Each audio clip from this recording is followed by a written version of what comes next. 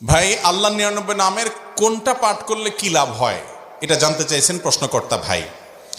আমি একবার ঢাকায় একটা বাসে উঠেছি, আমার মনে পড়ে সে বাসে একটা অডিও চালাই দেওয়া আছে সকালবেলা।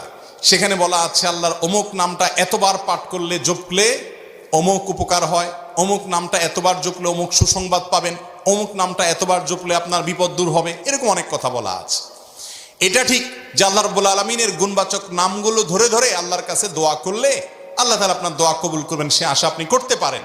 বিশেষ করে যেই নামের অর্থের মধ্যে যে জিনিসটা আছে, কথার কথা আল্লাহ রাব্বুল আলামিনের একটা নাম হলো গফফার, মহা ক্ষমাশীল, বারবার বান্দাকে ক্ষমা করেন।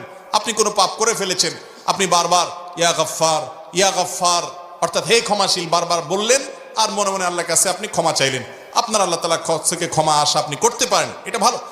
এরকম অনেক অর্থ আছে, অনেক অর্থবহ গুণবাচক নাম আল্লাহ তাআলা 99টি আছে, আরো অনেক আছে। এই নামগুলো আপনি ওই অর্থের দিকে তাকিয়ে যদি পড়েন আল্লাহর কাছ থেকে কোনো কিছু পেতে পারেন। কিন্তু দুঃখের বিষয় হলো আল্লাহর নামগুলো এগুলো জপে জপে দুনিয়ার বিভিন্ন স্বার্থ হাসিলের জন্য আল্লাহ তাআলা এগুলো আমাদেরকে দেন নাই। আল্লাহ এগুলো দিয়েছেন যাতে করে আল্লাহর এই গুণবাচক নামের অর্থ জেনে আমরা বিশ্বাস করতে পারি, ঈমান আনতে পারি। যেমন কথার কথা আল্লাহ তাআলা আলিম, সব কিছু জানেন, তিনি জানেন না এমন কিছু নেই, তার কাছে কিছু গোপন রাখা যায় না। এটা জানার পর আমি আল্লাহ সম্পর্কে ধারণা নিলাম, এই বিশ্বাস রাখলাম, ঈমান আনলাম, এই জন্য আল্লাহর গুণবাচক নাম দেয়া হয়েছে।